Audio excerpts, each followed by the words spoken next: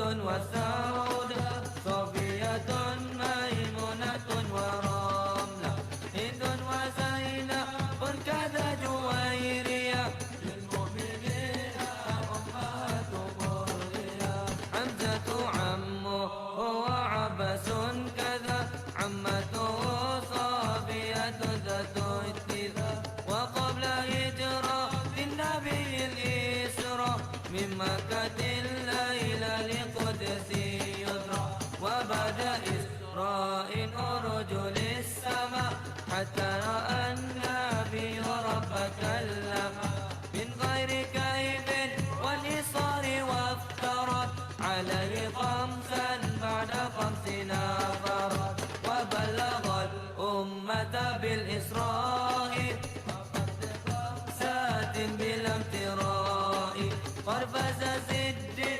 بتدرك له وبالعروج ست وفاء وهذه عقيدة مكسرة وللعوام سنة ميسرة نظم تلك أمد المرزوق من يتقي للصادق المسلوك والحمد لله وصل سلم على النبي خير من قد علم والآل والصحب وكل مرشد وكل من بخير هدي يقتدي وأسأل الكريم إخلاص العمل ونفع كل من بها قد اشتغل أبيت آمل للجمل تاريخ آلي عين غر جمل سميتها عقيدة الأواب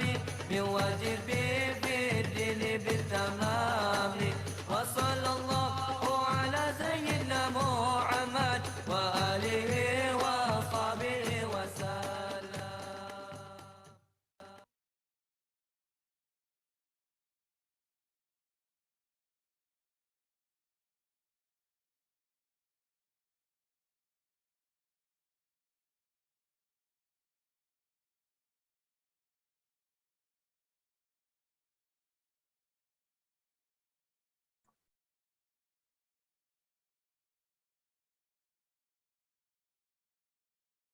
Assalamualaikum Ustaz Wahyudi.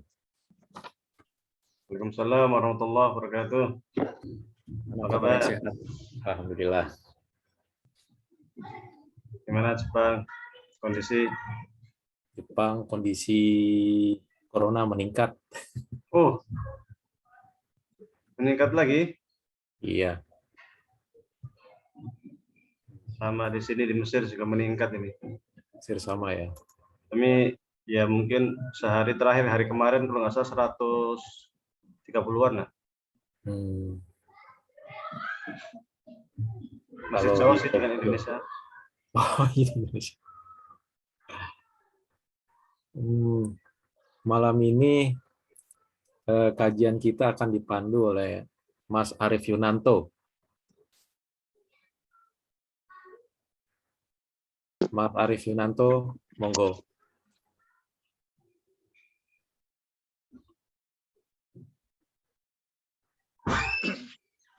Alhamdulillah. Ini Ustadz Mas Arief Yunanto ini Ustadz. Siap.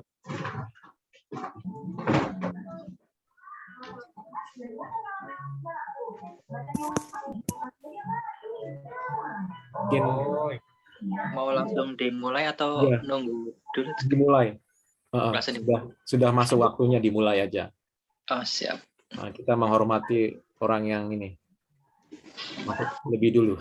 Langsung dimulai. Ya. Bismillahirrahmanirrahim. Assalamualaikum warahmatullahi wabarakatuh. Waalaikumsalam. Alhamdulillahirrahmanirrahim. Wassalamualaikum warahmatullahi wabarakatuh. Wa ala alihi wa ashabihi ajmain. Amma ba'd. Puji syukur kepada Allah Subhanahu wa taala yang telah melimpahkan rahmat-Nya kepada kita semua sehingga kita dapat berkumpul pada kajian kali ini. Salawat serta salam selalu tercurahkan pada uswatun hasanah kita Nabi besar Muhammad SAW penuntun umatnya hingga akhir zaman nanti. Untuk kajian kali ini akan dipaparkan oleh Ustadz Wahyudi seperti biasanya, dan nanti akan disambung dengan tanya jawab di akhir. Untuk mengawalinya, mari kita buka kajian kali ini dengan bacaan basmalah bersama-sama. Bismillahirrahmanirrahim. Untuk selanjutnya saya serahkan pada Ustadz Wahyudi untuk menyampaikan kajian kali ini. Monggo. Bismillahirrahmanirrahim. Assalamualaikum warahmatullahi wabarakatuh. Waalaikumsalam. Alhamdulillahirabbil alamin wassalatu wassalamu ala asyrafil anbiya'i wal mursalin sayyidina wa maulana Muhammadin wa ala alihi wa sahbihi ajmain, amma ba'du. Jamaah sekalian yang saya hormati, puji syukur kehadirat Allah Subhanahu wa taala. Pada kesempatan kali ini kita masih bisa mengaji bersama, masih bisa bertemu bersama, mudah-mudahan mendapatkan berkah dari Allah Subhanahu wa taala. Salat beserta salam semoga tetap tercurahkan kepada junjungan kita Nabi Muhammad sallallahu alaihi wasallam. Jemaah sekalian yang kami hormati, pada pertemuan yang lalu kita telah membahas mengenai hubungan relasi antara akal dengan wahyu serta fungsi akal, di mana akal oleh syariat disebut sebagai manatul hukmi atau tempat menerima hukum syariat, sehingga menjadi syarat mutlak seorang mukallaf, seorang yang sudah mendapatkan beban syariat, syarat mutlaknya adalah berakal. Sehingga orang yang merusak eksistensi akal, merusak segala sesuatu yang dapat menghalangi atau merusak akal, itu dianggap sebagai perbuatan yang melanggar serta merupakan sebuah tindakan kriminal. Maka mereka atau siapapun yang minum khamr atau ekstasi ataupun apapun yang membuat akal ini hilang, maka ia berdosa dan layak untuk mendapatkan hukuman, karena ia telah melanggar sesuatu yang esensial pada diri manusia. Karena akal inilah sesungguhnya yang membedakan antara manusia dengan hewan. Ketika hewan itu berjalan punya kaki, manusia punya kaki, hewan itu makan, manusia makan, hewan tidur, manusia tidur, tetapi satu hal yang tidak dimiliki oleh hewan adalah akalnya. Maka oleh ulama ushul fikih sering dikatakan bahwasanya akal adalah manatul hukmi atau tempat di mana kita mendapatkan beban hukum syariat. Oleh karena itu orang yang lindur atau orang yang tidur itu mereka juga tidak terkena hukum syariat. Ketika ketiduran tahu-tahu sudah jam 7 pagi, sholat subuhnya ketinggalan, maka dia harus langsung sholat subuh, dan sholat subuh yang telah tertinggal tadi tidak mendapatkan dosa karena waktu dia meninggalkan tidak tahu, tidak sengaja, karena dia posisinya akalnya sedang hilang. Ataupun orang gila, ketika ia itu merusak apapun, ia tidak akan mendapatkan hukuman, baik hukuman di dunia maupun di akhirat, karena orang gila merupakan orang yang hilang akalnya. Kemudian pada bab selanjutnya dikatakan bahwa fauqa dzalika faqad latafa subhanahu bi'ibadi fa arsala lahum rusulan min jinsihim. Sebagai wujud kasih sayang Allah Subhanahu wa taala kepada manusia, maka Allah Subhanahu wa taala mengutuskan seorang rasul kepada manusia dari min jinsihim, dari bangsa manusia, bukan dari bangsa jin, bukan dari bangsa malaikat, tetapi para rasul itu diutus dari bangsa manusia. Andai dari bangsa jin, tentu orang manusia semuanya akan ketakutan, bukan masuk Islam lah lari, ya kan? Jika dari malaikat, jenisnya beda, malaikat tak nampak, manusia akan kerepotan. Bahkan Nabi Muhammad saja ketika di Gua Hira pertama kali didekap malaikat Jibril, ketakutan luar biasa. Itu seorang nabi, ketakutan luar biasa. Tetapi sebagai rahmat Allah, Allah mengutus rasul itu dari manusia, bukan dari makhluk lain, bukan dari bangsa-bangsa lain, bukan dari alien. Kenapa kok harus diutus Rasul? Jadi kalau kita melihat bahwasanya memang benar bahwa manusia itu punya akal, namun akal manusia itu terbatas. Dan sesungguhnya memang akal manusia itu mampu mengetahui Tuhan, mampu mengetahui Allah Subhanahu wa taala, dan mampu mengetahui bahwasanya di sana hanya ada satu Tuhan saja. Tetapi ketika terkait dengan apa yang dibolehkan, apa yang diharamkan, bagaimana kita menyembah Allah, akal tidak sanggup ke sana. Kalau terkait dengan etika baik buruk ataupun ketuhanan, akal nyampe. Tetapi ketika sudah berkaitan dengan sistem interaksi antara manusia dengan Tuhan, terkait dengan ibadah, akal tidak sampai. Maka Allah Subhanahu wa taala mengutus para rasul untuk memberitahukan manusia bagaimana caranya kita beribadah kepada Allah Subhanahu wa taala. Kalau sekedar mengenal Tuhan, Aristoteles juga mengenal Tuhan dan dia percaya bahwasanya Tuhan itu hanya satu serta mustahil Tuhan itu lebih dari satu. Tetapi cara beribadah kepada Allah tentu Aristoteles tidak bisa melakukan itu karena terkait ibadah itu hanya Allah Subhanahu wa taala yang tahu caranya masing-masing. Hadza da'iyan qawiyan lahum li ayyuminu bima wasalat ilaihi uquluhum. Jadi dengan adanya Rasul ini menjadi hujjah, menjadi sesuatu pengingat kepada kita supaya kita itu dengan akal yang kita miliki mau atau mampu untuk beriman kepada Allah Subhanahu wa taala. Karena sesungguhnya agama itu apapun, agama Islam, agama samawi, agama yang diturunkan oleh para nabi, sejak Nabi Adam sampai Nabi Muhammad SAW, itu sangat rasional. Sekali lagi, agama itu sangat rasional. Nggak ada yang klinik-klinik di dalam agama itu. Karena rasional, maka ketika diberikan hujah ataupun argumen yang rasional, biasanya orang itu akan menerima. Dan para rasul ketika memberikan hujah kepada orang-orang kafir, hujah atau argumen yang digunakan adalah argumen rasional. Sehingga ketika Nabi Ibrahim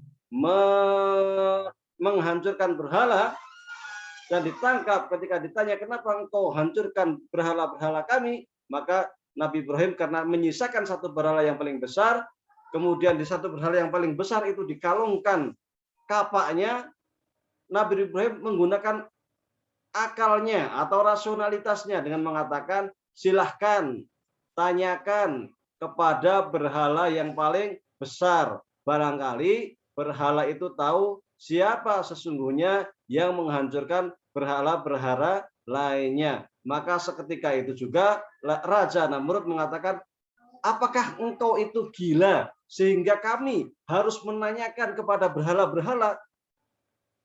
Kemudian dijawab oleh Nabi Ibrahim, loh benar kan? Kalau memang berhala-berhala ini tidak bisa apapun, tidak bisa bicara, mengapa harus disembah? Di sini rasional logika dia mentok. Memang benar bahwasanya kita tidak diperkenankan untuk menyembah sesuatu yang sifatnya makhluk, apalagi kemudian berhala-berhala yang tak dapat mendengar, yang tak dapat bicara, yang tak dapat melakukan apapun, apalagi menolong apapun. Hanya ketika kita melihat ke masyarakat kita, penyembahan-penyembahan terhadap berhala ini masih sering terjadi, apalagi di daerah pedalaman, di kampung-kampung. Kalau bulan Suro seperti sekarang ini, masih sering kita dapatkan di daerah Jawa orang yang namanya nyadran. Nyadran itu semacam memberikan sesembahan kepada leluhur dengan memotong kambing, kemudian kepala kambing dan kaki-kakinya dengan beberapa sesajen itu ditanam di jalan atau di tempat yang dianggap keramat. Kemudian setelah itu, dan itu dilakukan pada malam hari pukul 12. Setelah itu siangnya sebelum zuhur makan bersama di mana? Di kuburan tempat leluhur. Ini di Jawa masih ada istilah nyadran. Dan ini sangat-sangat tidak rasional.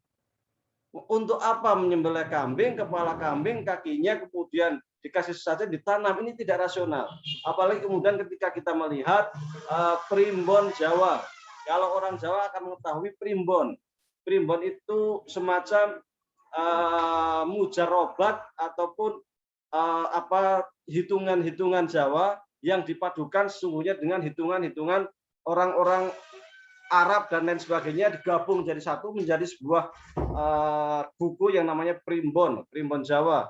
Nah, itu di sana semuanya serba rumit. Mau menikah rumit, harus dihitung. Mau membuat rumah rumit, harus dihitung. Mau apapun semuanya dihitung dengan kalkulasi matematik yang sangat rumit sehingga ada namanya hari baik, ada namanya hari buruk. Padahal ya sesungguhnya setiap hari itu baik, tidak ada namanya hari baik dan hari buruk. Kemudian masang raja-raja, masang apa, ditanam di mana. Sesungguhnya masang-masang raja seperti itu perbuatan yang bertentangan dengan Islam. Kalau Anda memperdalam ilmu ruqyah, akan ditemukan bahwasanya hal-hal seperti itu dapat mengundang jin, dapat memasukkan jin ke dalam tubuh kita, dan itu sangat berbahaya. Orang-orang Jawa dulu yang masih percaya dengan keris-keris, kalau malam Jumat Kliwon, kerisnya dicuci pakai air kembang, malam Selasa Kliwon, kerisnya dicuci pakai bunga, dan lain sebagainya, karena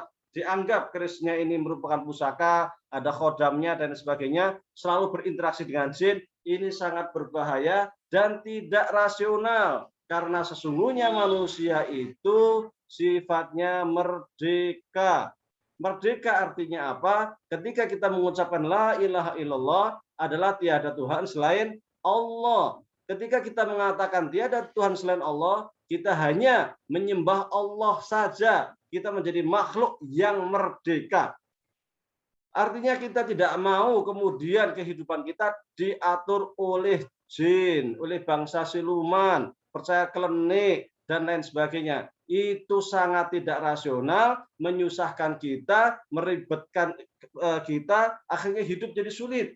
Pernikahan yang sesungguhnya syaratnya sangat mudah, harus ada mahar, 2 saksi, ada wali, ada akad, yang sangat sederhana sesungguhnya. Tapi karena percaya klenik-klenik tadi, harus dihitung sesuai hari ini, sesuai macam-macam, kalau nggak pas nanti dianggap hari nahas dan lain sebagainya, sesuatu yang tidak rasional, akhirnya hidup kita makin sulit, susah, karena semuanya harus sesuai dengan hitungan primbon Jawa. Ini bulan Muharram, biasanya di Jawa itu banyak klenik. Bulan Muharram, biasanya itu yang punya keris-keris dikeluarkan, dicuci, yang punya pusaka, yang punya macam-macam, yang punya khodam dan lain sebagainya, semuanya dikeluarkan pada bulan Suro, kemudian diberi sesajen dan lain sebagainya. Ini tidak sesuai dengan syariat Islam sama sekali dan tidak rasional. Agama Islam itu agama yang sangat rasional, agama yang sangat mudah. Maka Allah Subhanahu wa taala mengutus Nabi Muhammad SAW atau mengutus para nabi supaya masyarakat itu rasional. Dulu orang-orang jahiliyah, orang-orang Mekah sama, mereka juga percaya sama klenik, percaya dengan mistis, suka memberikan sesajen di berhala-berhala, memberikan sesajen di Hubal, memberikan sesajen di Lata, di Uzza, di mana itu nama-nama berhala dan lain sebagainya, kasih sesajen. Mereka sembah-sembah sama pada zaman Nabi Nuh juga sama. Mereka kasih sajen ke siapa? Ke berhala-berhala dan lain sebagainya. Jadi ada semacam persamaan sesungguhnya yang terjadi pada masa jahiliyah dengan masa kita saat ini. Ada kesamaan percaya klenik, ada pesan percaya hitungan. Orang-orang jahiliyah dulu ketika hendak bepergian juga mereka datang ke dukun, kemudian menanyakan kepada dukun, besok itu saya mau jalan, mau pergi jauh, apakah besok itu hari baik apa enggak? Kemudian si dukun akan mengundi. Mengundi itu semacam seumpama kita mempunyai mata uang. Mata uang yang A, yang satu gambar Garuda umpamanya. Yang dua tulisan 100 rupiah atau 1.000 rupiah. Kalau nanti yang muncul gambar Garuda berarti silakan Anda berangkat. Kalau yang muncul 1.000 rupiah, jangan berangkat karena berbahaya seumpama itu. Jadi nanti dilempar ke atas, ditutup tak, nah, nanti dukunnya akan melihat, wah ini gambar Garuda, bagus, berarti bisa Anda pergi. Wah, ini ada dosa 100, berarti Anda nggak boleh pergi, itu hari nahas. Nah, semacam itu. Hal-hal semacam ini sesungguhnya juga ada di zaman jahiliyah. Nah, kalau di Jawa sistemnya dihitung pakai primbon, ternyata nemu, wah ini hari nahas nggak boleh nikah, wah hari nahas nggak boleh bangun rumah, wah ini hari nahas rumahnya segini. Bahkan sampai mau menikah pun calonnya itu anak nomor berapa, eh, yang duluan laki-laki atau perempuan, wah ribet sekali. Sehingga hidup ini makin sulit dan sangat tidak rasional. Dan bulan Suro ini termasuk bulan-bulan mistis di Jawa, bulan mistis. Kalau kalian kita yang masih di pedalaman, yang masih di kampung, sangat kerasa mistis-mistis bulan Suro. Ya. Maka Rasulullah itu memberikan petunjuk kepada kita supaya kita itu tidak mistis, supaya kita itu bisa rasional, bisa berpikir ilmiah, berpikir sesuatu yang mudah, yang dipertanggungjawabkan. Islam itu sangat mudah, sangat mudah. Maka kata Rasulullah SAW, ad-din yusrun, agama itu sangat mudah. Fala dina illa ghalabahu. Maka jangan kamu persulit. Karena ketika kita mempersulit agama kita, semuanya menjadi sulit. Ketika kita sulit, semua menjadi sulit. Saya katakan tadi yang namanya nikah semuanya sangat mudah. Dulu saya cuma ngurus nikah itu cuma nggak nyampe beberapa jam, langsung akad, langsung selesai.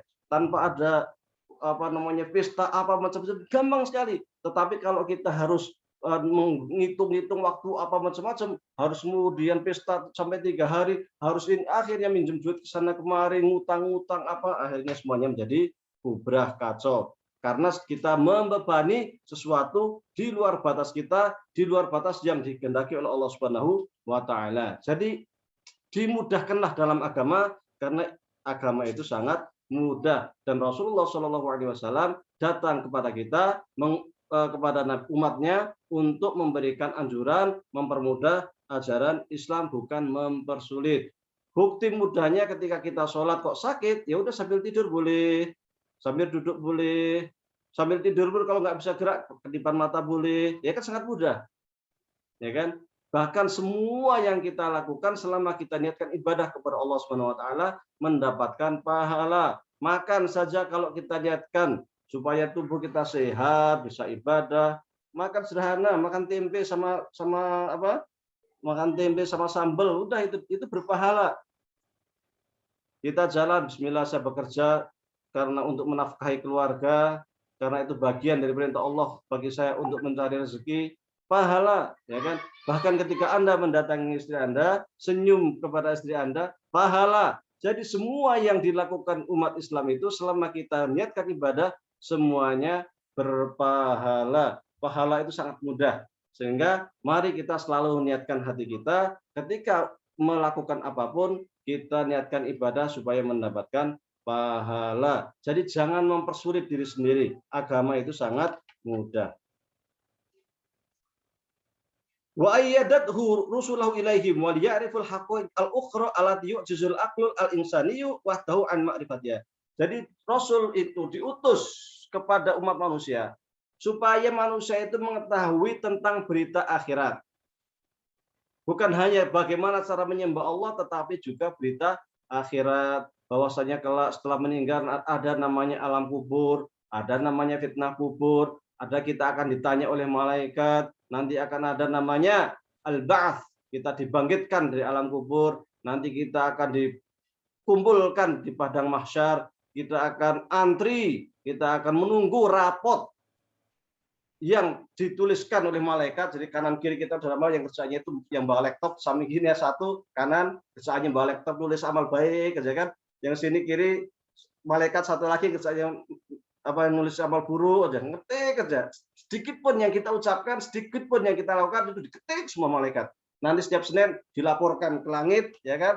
Nah, nanti di akhirat akan di-print semuanya dari kita lahir sampai kita meninggal, di-print untuk bolanya minta ampun, akan dikasihkan ke kita sudah lengkap dengan nilai. Anda pada hari ini melakukan ini, melakukan pada hari ini, lengkap semua catatan akan diberikan kepada kita, dilempar dari langit. Ketika kita menerimanya dari tangan kanan, maka orang akan tersenyum. Alhamdulillah saya menerima dari tangan kanan. Belum buka sih dia udah tersenyum. Pasti beritanya baik. Ketika dia buka, wow luar biasa nilainya, rapotnya baik. Tetapi ketika tangan kiri, sebelum buka dia udah menangis. Ketika buka merah semua, menangis dia. Itu baru menerima rapor, belum kemudian dia akan menunggu untuk pengadilan Tuhan. Pengadilan Tuhan itu bukan perkara sederhana, sangat detail dan lama. Satu perkara saja akan disidang sangat lama, sangat detail. Jadi hati-hati dengan sidang di hadapan Allah Subhanahu wa taala, sangat berbeda dengan sidang di dunia. Mulut kita akan dikunci, sementara tangan kaki kita semuanya akan berbicara, akan menjadi saksi. Bukan hanya itu, ketika kita punya masalah dengan orang lain akan dipanggil, akan jadi saksi. Ketika ada yang lain akan jadi saksi, semua saksi akan menjadi saksi. Bahkan ketika kita punya masalah, di hadapan kita ada pohon, di hadapan kita ada benda-benda mati, bisa jadi benda-benda itu akan dipanggil dan akan menjadi saksi untuk kita. Jadi sidang di akhirat itu sangat mengerikan. Maka dalam Al-Quran surat Al-Qiyamah sampai disebutkan wal tafatis saku bisak ila rabbika yaumil masaq fala saddaqa wala shalla walakin kadzdzaba wa tawalla tsumma taba ila anna tamat dan sebagainya. Orang itu kakinya itu sampai gemetaran kalau di dunia, orang ketakutan itu kan cenderungnya kalau berdiri itu kakinya gemetaran, sampai ngompol istilahnya. Sama di akhirat pun sama nanti. Jadi wal tafatis saku bisak, kaki itu akan gemetaran sampai nempel satu sama lain, sampai ngompol lah gampangnya, sampai ngompol. Karena apa? Karena ketakutannya yang sangat luar biasa. Berita-berita seperti ini hanya dapat kita ketahui dengan datangnya Rasul yang memberikan berita kepada kita tentang hari kiamat. Nanti setelah mendapat hisab, kita akan masih ada perjalanan panjang lagi melalui sirat. Di situ apakah kita akan masuk surga ataukah kita akan masuk neraka. Nanti kondisi di surga bagaimana, kondisi di neraka bagaimana. Semua itu hanya dapat diketahui melalui berita yang diberikan kepada para rasul. Sementara akal manusia tidak dapat mengetahui hal-hal yang sifatnya ghaibiyat. Far-rasulu innama bu'itsat alaihi wasallam da'iman wa mutammiman li risalatil aqlil insani. Jadi yang namanya rasul itu diutus sesungguhnya untuk melengkapi akal manusia. Sebelumnya pernah saya sampaikan bahwasanya yang namanya akal manusia itu sesungguhnya tak akan pernah bertentangan dengan wahyu. Akal akan selalu selaras dengan wahyu. Ketika ada ayat Al-Quran yang seakan bertentangan dengan akal, maka kita yang harus introspeksi diri, harus mengkaji ulang, karena tidak mungkin akal itu bertentangan dengan wahyu. Wahyu itu turun untuk menguatkan akal. Di sini memang ada dua pendapat antara ahli sunnah wal jamaah dengan Mu'tazilah. Mu'tazilah mengatakan bahwasanya akal itu di atas wahyu. Jadi akal dulu. Ketika akal manusia itu pasti akan selalu mengetahui kebenaran menurut Mu'tazilah. Mereka menggunakan istilah at-tahsin wa takbih, baik dan buruk al-aqliyataini, baik dan buruk secara akal. Ketika manusia itu di dunia, kemudian Allah Subhanahu wa taala belum mengutus rasul, maka kelak di akhirat menurut paham Mu'tazilah, manusia itu tetap akan dipanggil, akan dihisab dengan akalnya. Karena sesungguhnya akal manusia itu sudah mengetahui kalau mencuri itu tidak baik, kalau berbohong itu tidak baik, kalau menyantuni anak yatim itu baik, kalau jujur itu baik, menolong orang lain itu baik. Akal manusia meskipun dia tinggal dimanapun, di primitif dimanapun yang sebelum ada diutus Rasul, pasti mengetahui itu. Maka menurut Mu'tazilah, andai pun manusia itu tidak menerima wahyu ataupun manusia itu tidak belum menerima dakwah Islam, ia tetap akan mendapatkan hisab sesuai dengan akalnya. Ini menurut paham ahli sunnah, menurut paham Mu'tazilah. Namun menurut ahli sunnah wal jamaah, meskipun akal itu mengetahui baik dan buruk, tetapi harus ditopang dengan wahyu. Maka wahyu ini yang menjadi patokan, karena baik buruk itu harus ditentukan oleh wahyu. Ketika wahyu mengatakan baik, baiklah sesuatu perbuatan. ketika wahyu itu mengatakan buruk, buruklah suatu perbuatan. Jadi yang ditimbang bukan akal tetapi wahyu. Akal hanya sekedar mendukung wahyu, ya kan? Akal mendukung wahyu. Kalau yang Mu'tazilah, wahyu mendukung akal. Jadi sekedar perbedaan filosofis, perbedaan filsafat. Implikasinya menurut paham Ahlus Sunnah wal Jamaah bahwasanya orang yang belum menerima dakwah Islam, mereka-mereka yang tinggal di hutan atau di mana, selama mereka itu belum menerima dakwah Islam, apapun yang mereka lakukan kelak tidak akan mendapatkan pahala ataupun dosa. Mereka tidak akan hisab. Mereka tidak akan dihisab. Itu menurut paham Ahlus Sunnah wal Jamaah. Wa ma kunna mu'adzibina hatta nab'atsa rasulah. Jadi kami tidak akan mengadab, menyiksa seseorang sampai diutusnya seorang rasul. Farrasulu innamada. Wa rahimallahu al-Imam Musa al-Kadhim. Rahimallahu Imam Musa al-Kadhim yang mengatakan al-qail yang mengatakan inna lillahi 'alan nasi hujjatani. Sesungguhnya bagi Allah untuk manusia itu punya dua argumen, punya dua hujjah. Hujjatun zahiratun wa hujjatun batinatun, yaitu hujjah yang zahir dan hujjah yang batin. Fa ammal hujjatu zahiratu farrusul, adapun hujjah zahir merupakan para rasul, wa ammal batinatu fal uqul, sementara hujjah batin adalah akal. Jadi menurut Musa Kadhim, siapa Musa Kadhim? Musa Kadhim merupakan salah seorang ulama atau ahlul bait yang menjadi salah satu imam daripada imam-imam Syiah Imamiyah atau Syiah 12, di mana mereka mengatakan salah satu imamnya itu adalah Hasan Husain Zainal Abidin, Imam Musa Kadhim dan lain sebagainya. Dia mengatakan Allah itu akan, atau kita kelak di akhirat itu kan ditanya dengan dua hujah. Satu rasul akan dikatakan, "Lu, kamu kan dulu sudah datang para nabi, kan sudah datang para rasul, mengapa kamu masih tidak beriman kepada Allah?" Nanti akan ini hujah rasul. Jadi sudah datang rasul, kenapa kamu begini? Sudah datang rasul, kenapa kamu begini? Sudah datang rasul, mengapa kamu begini? Ini hujah pertama. Hujah kedua atau argumen kedua adalah akal. Kenapa kamu mencuri? Kan mencuri jelek menurut akal. Kan berdusta jelek menurut akal. Kan menipu jelek menurut akal. Nah, jadi akal sama rasul ini akan dijadikan sebagai argumen kelak untuk kita. Maka sering kita berdoa itu hujjatun lana la alaina. Ya Allah, jadikanlah rasul dan akal ini sebagai hujjah lana.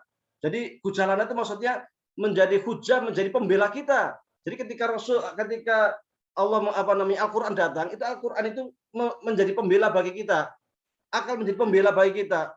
Bukan justru akal itu menjadi musuh kita kelak di akhirat. Loh, bisa akal, kamu nggak ikut aku. Loh, saya wahyu, saya Quran, kamu nggak ikut aku. Bukan gitu, tetapi yang kita doa adalah nanti pas di akhirat akal datang, wahyu datang mengatakan, ya benar, saya akal, saya mengetahui dia itu berbuat baik. Saya wahyu, saya itu mengetahui dia itu berbuat baik sesuai dengan wahyu. Nah, seperti itu.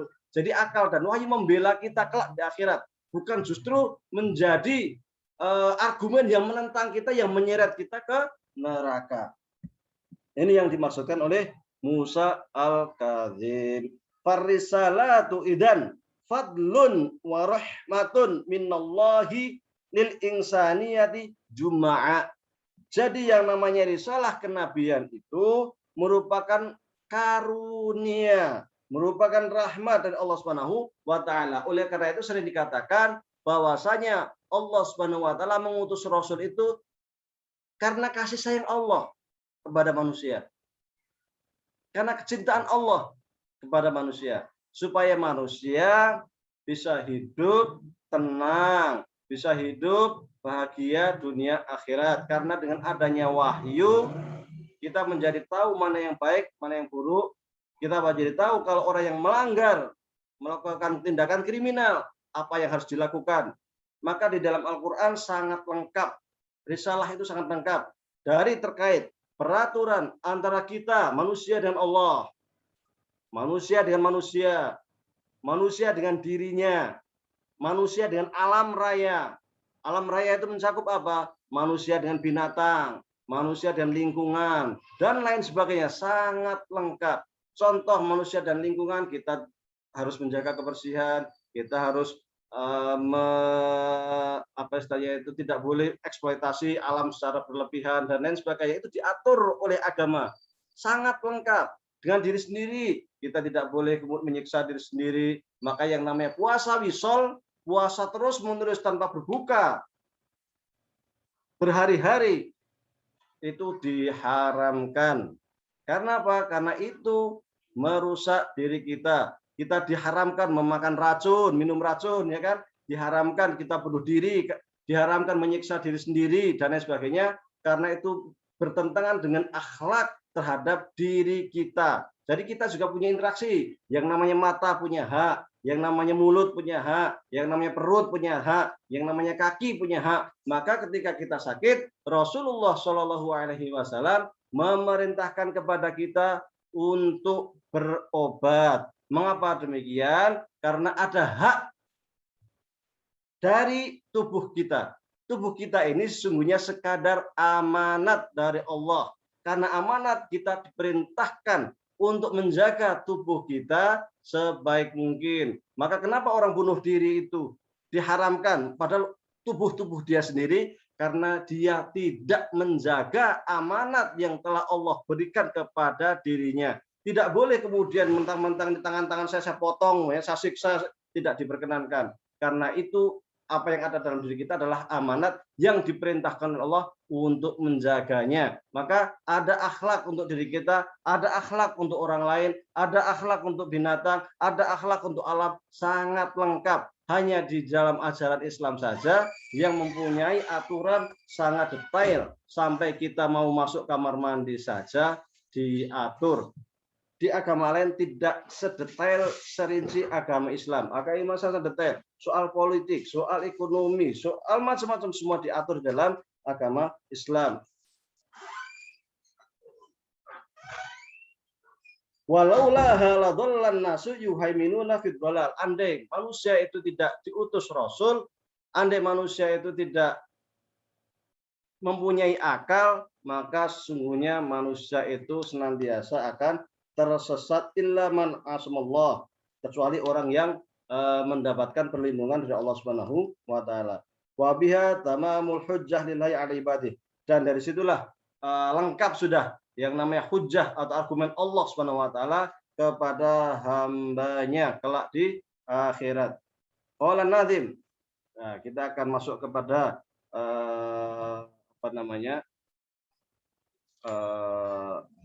nazim, bait syairnya, bait aqidatul amnya, arsala anbiya dawil fatana bisidqi wa tablighi wal amanah. Insyaallah akan kita bahas di minggu depan. Kurang dan lebihnya mohon maaf, kita lanjutkan pada sesi dialog. Wabillahi taufiq wal hidayah. Assalamualaikum warahmatullahi wabarakatuh. Waalaikumsalam warahmatullahi wabarakatuh. Ya, terima kasih Ustadz Wahidi. Mungkin bagi peserta, apakah ada pertanyaan yang mau disampaikan secara langsung sebelum saya bacakan pertanyaan yang di chat? Oh ya, silahkan Mas Arif Himawan.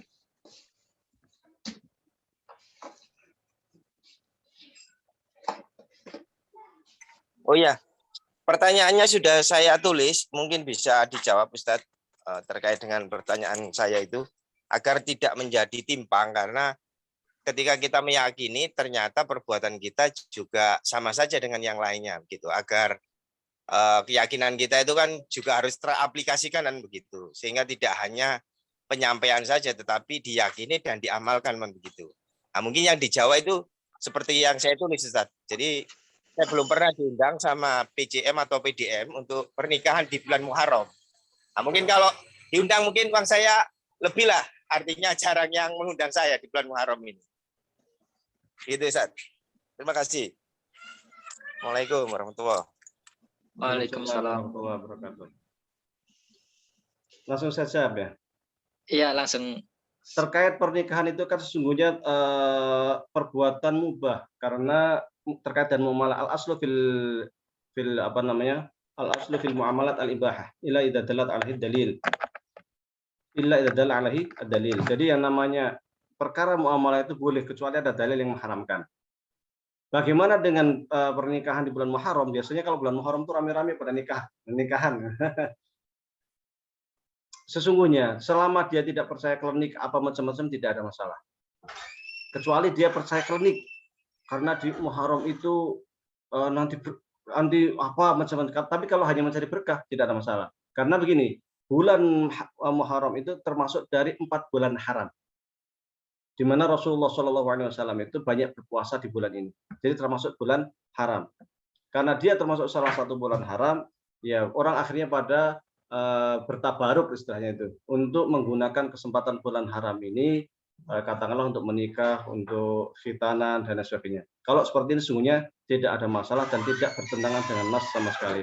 Yang bertentangan dengan nas itu yang sampai klinik, yang sampai sesajenan, yang sampai punya keris-kerisnya dikeluarin, dicuci pakai air bunga, mandi di sungai apa, malam-malam jam 12, ya kan? Kalau di tempat saya itu masih ada itu beberapa sungai yang biasa untuk mandi di bulan Suro.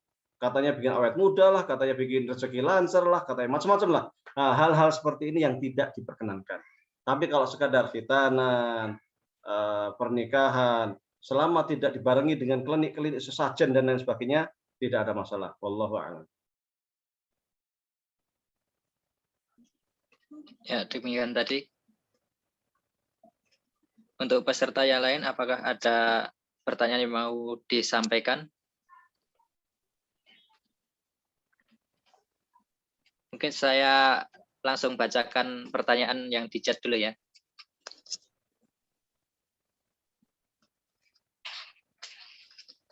Pertanyaan yang sudah masuk. Yang pertama, siapa yang dimaksud kaum Sabi'in?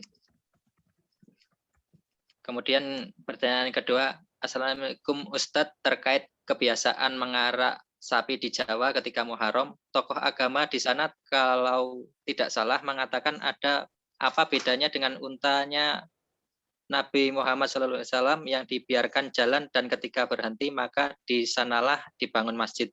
Jadi mengarak sapi tidak sama dengan kemusyrikan sehingga sebagaimana untanya Nabi Muhammad SAW, bagaimana menurut pendapat Ustadz terkait hal itu? Jazakallah. Kemudian saya dua dulu Ustadz. Yang saya jawab dulu ya.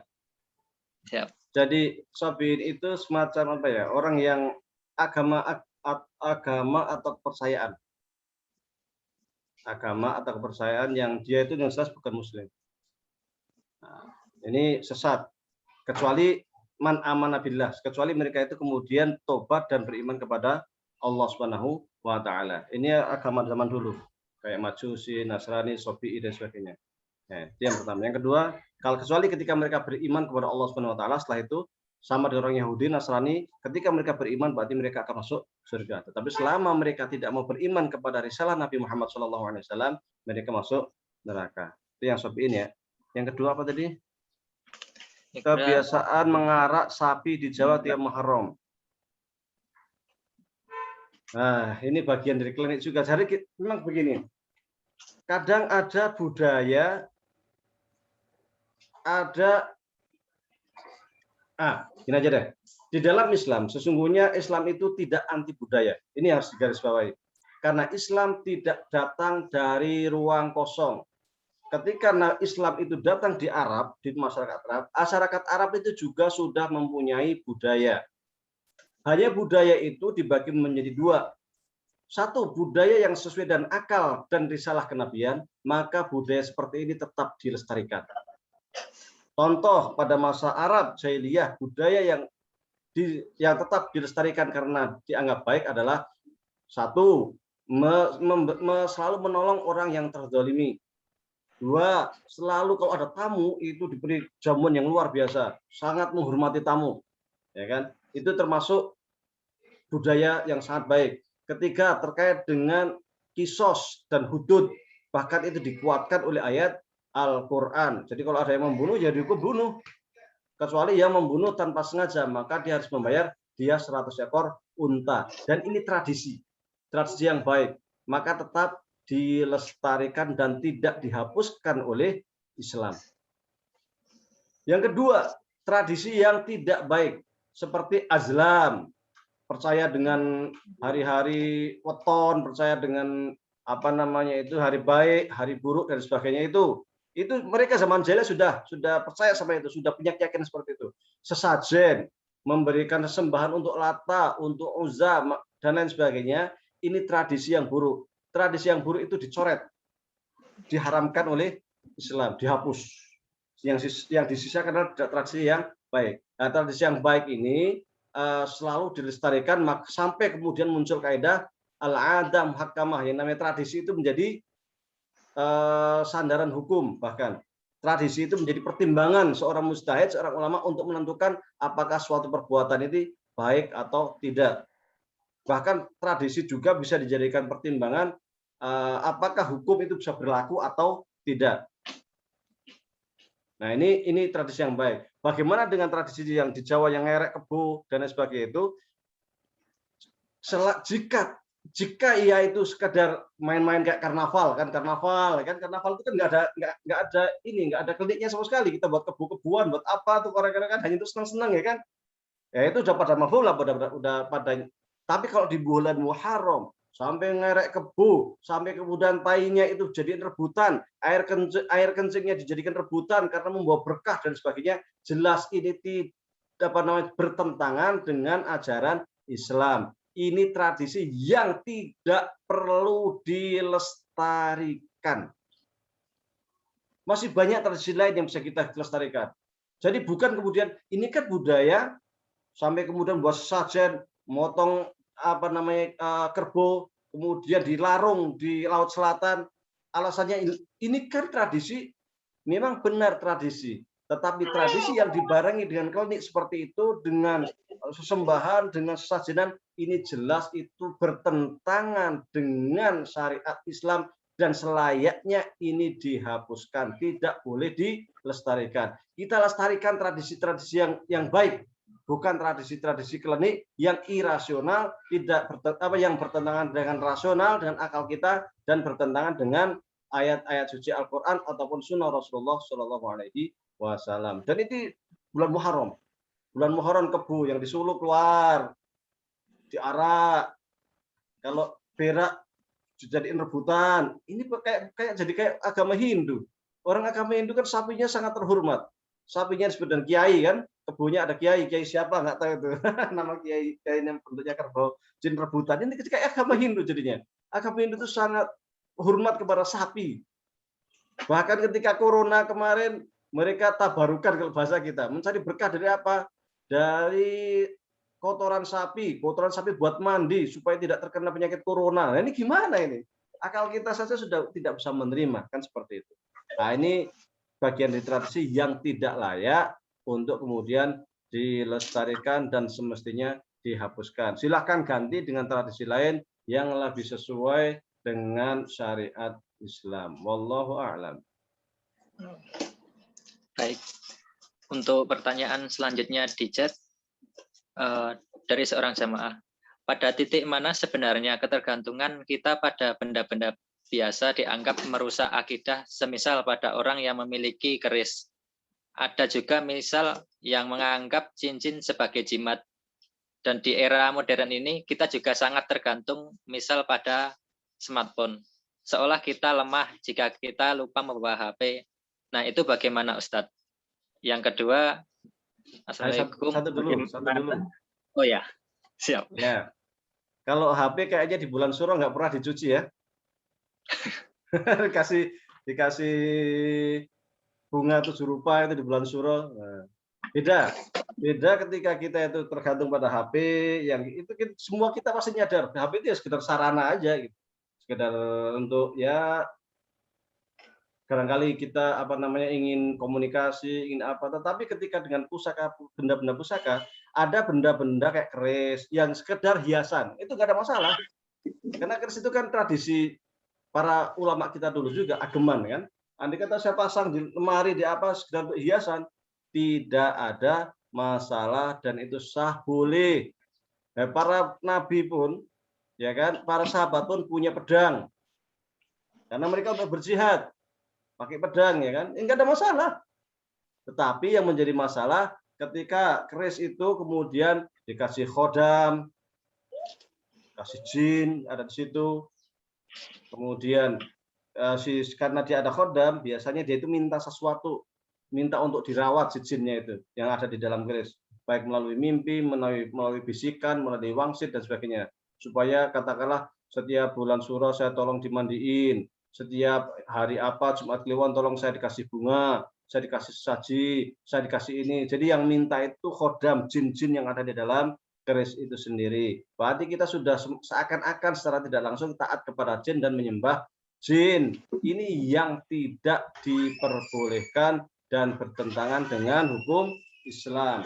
Adapun sekedar punya keris untuk dijadikan hiasan, punya pedang untuk dijadikan hiasan, itu tidak menjadi persoalan. Ketika punya cincin Rasulullah kan juga punya cincin, nggak ada masalah. Tetapi ketika kemudian cincin itu dikasih khodam, kemudian setiap malam apa dicucikan, harus dirawat, harus macam-macam. Nah, ini yang menjadi persoalan. Biasanya orang-orang yang punya khodam seperti itu punya masalah dengan dirinya.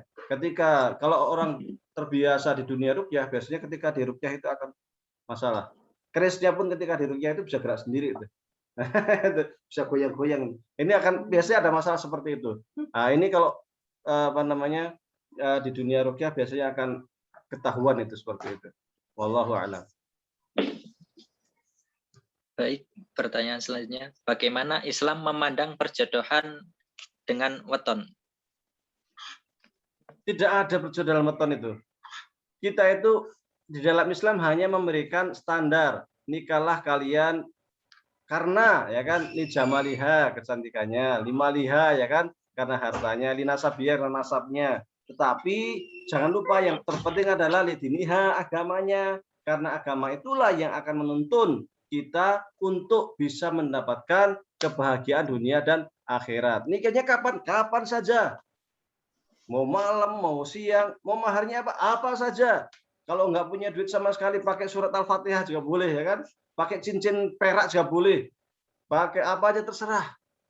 Simple. Adapun harus pakai weton tanggal sekian ini macam-macam itu mempersulit diri sendiri dan itu tidak diperkenankan. Kita punya kitab suci Al-Qur'an, kita punya sunnah Rasulullah Shallallahu Alaihi Wasallam. Maka jauhkan kitab Mujarrobat, Primbon, Syamsul Ma'arif Kubro, Al-Jafar dan lain sebagainya. Itu buku-buku mistis semua itu, buku dukun semua itu.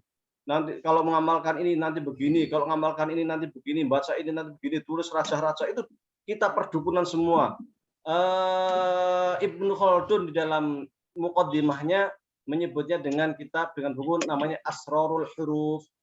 Asrarul Huruf itu ya kalau raja-raja itu huruf-huruf nggak tahu tulisan Arab apa yang kita aja nggak tahu maknanya apa. Itu namanya Asrarul Huruf dan menurut Ibnu Khaldun di dalam muqaddimahnya itu masuk dalam kitab perdukunan, kitab sihir. Jadi buku itu bukan hanya ada di Jawa. Primbon itu tidak hanya ada di Jawa. Di mana-mana ada, dan bahkan di Arab.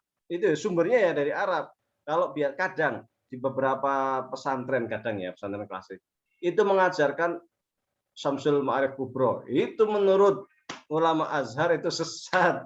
Nggak boleh kita belajar Syamsul Ma'arif Kubro, nggak boleh belajar Mujarrobat. Itu buku dukun semua itu. Itu memang dari Arab, bahasanya juga bahasa Arab, tapi tidak semua yang datang dari Arab itu berarti Islami, belum tentu. Ini dukun juga berbahasa Arab. Di Arab ya pencuri juga orang Arab, dari kecil ngomong bahasa Arab ya kan. Jadi jangan dianggap bahwa semua Arab itu Islam gitu. Quran juga bahasa Arab. Nanti kita injak Quran dianggap injak Quran, padahal ya kan seperti itu. Jadi tidak semua yang berbahasa Arab itu berarti suci, berarti sesuai dengan sunnah. Dukun-dukun di Arab juga banyak, bahkan kita perdukunan yang ada di Indonesia, khususnya di Jawa itu, dia dari Arab. Syamsul Ma'arif Kubro dari Arab, Mujarrobat dari Arab, Al-Jafar juga dari Arab. Nah, Primbon itu percampuran antara budaya Jawa dengan buku-buku perdukunan Arab ini yang kemudian menjadi seperti itu. Ini menurut analisa kami sendiri ya, karena kemudian saya cocokkan, saya lihat perbandingan kok ada mirip-mirip dengan Mujarrobat, ada mirip-mirip Syamsul Ma'arif Kubro, ada mirip-mirip dengan Al-Jafar, kemudian ada beberapa hal yang memang itu khususiat atau ciri khas Jawa. Nah, kemudian dicampur aduk jadilah kitab Primbon. Wah, kalau kita berpegang pada Primbon susah hidup. Padahal agama itu sangat mudah. Nah, nggak usah lah Primbon. Bakar aja kalau punya Primbon itu. Itu ngundang jin aja itu. Wallahu a'lam. Baik, selanjutnya. Assalamualaikum Ustadz. Izin bertanya, bagaimana kebiasaan orang Mesir di saat bulan Muharram ini? Baik itu orang Muslim ataupun non-Muslim. Mohon diceritakan budaya yang di Mesir. Terima kasih. Kalau orang Mesir ya paling apa namanya kan tahun baru ya, tahun Islam pakai lampu-lampu. Adalah kemarin tempat saya sini di luar rumah itu ada lampu-lampu sorot apa macam-macam dengan memperingati bulan Muharram. Kemudian biasanya itu mereka apa namanya ada halawah itu apa ya apa namanya itu manisan-manisan, makanan manis-manis, ya kan senang ketika bulan Muharram. Tapi nggak ada budaya klinik harus yang mistis-mistis itu nggak ada sama sekali. Jadi ya biasa saja gitu. Biasa. Ya, memperingati semacam tahun baru biasa itu, nggak ada mistis sama sekali. Wallahu a'lam. Baik. Assalamualaikum Ustadz, apa hukumnya makan dari makanan sadranan? Terima kasih. Nyadran. Serba susah ini sebenarnya. Dia nyembelihnya pakai Bismillahirrahmanirrahim sesama makan muslim. Selama, hanya menurut kami ya, selama dia itu niat nyembelih karena Allah Subhanahu wa taala, baca bismillah macam-macam ya silahkan makanlah. Tapi yang khusus hewan yang disembelih untuk sesajen meskipun yang nyembelih kiai meskipun dengan bismillah itu haram. Kerbau yang disembelih itu, yang kepalanya untuk sapi untuk ditanam itu, andai pun kerbaunya ini dimasak, haram. Karena ini jelas untuk sesajen, meskipun baca bismillah. Adapun orang-orang yang makan rame-rame bareng-bareng yang bawa daging sendiri, mbak ibu sendiri, itu karena dia baca bismillah dan niat karena Allah, tidak ada macam-macam dan tidak untuk sesajen, ya silahkan saja dimakan. Khusus yang untuk sesajen itu yang haram, meskipun membaca bismillah. Wallahu a'lam. Assalamualaikum, izin bertanya Ustadz, apa firqah akidah yang diikuti Muhammadiyah? Oh, ini sudah sering saya sampaikan. Muhammadiyah itu di dalam himpunan tarjih HPT bab iman disebutkan, enggak saya bawa ya bukunya ya. Itu mengikuti ahlul haq was sunnah. Sebentar saya cek saya bawa apa enggak.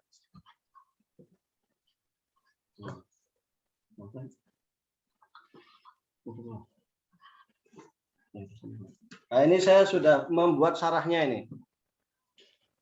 Ini syarah himpunan putusan tarjih bab iman. Ahlul Haq was Sunnah. Saya kasih judul Ahlul Haq was Sunnah, syarah himpunan putusan tarjih Muhammadiyah bab iman bagian ketuhanan. Yang saya syarah khusus bagian ketuhanan, ini ada 3 jilid. Di sini kesimpulan saya, Muhammadiyah menggunakan secara akidah menggunakan akidahnya Ahlul Haq was Sunnah. Akidah Ahlul Haq was Sunnah itu merupakan akidah yang dituliskan oleh Imam Asy'ari di dalam buku Al-Ibanah. Kita cek dalam Al-Ibanah itu disebutkan sini bab 2 halaman 44. Fi ibanati qauli ahlil haqqi was sunnah. Keterangan terkait dengan pendapat Ahlul Haq was Sunnah. Jadi istilah Ahlul Haq was Sunnah yang ada di himpunan putusan tarjih merupakan istilah yang digunakan oleh Imam Asy'ari di dalam kitab Al-Ibanah dan juga digunakan oleh Imam Al-Ghazali di dalam kitabnya Bidayatul Hidayah. Ini kita lihat di halaman 59. Ini dikatakan faman i'taqada jami'a dzalika, ini redaksinya persis seperti yang di himpunan putusan tarjih bab iman. Agak belakang, itu persis.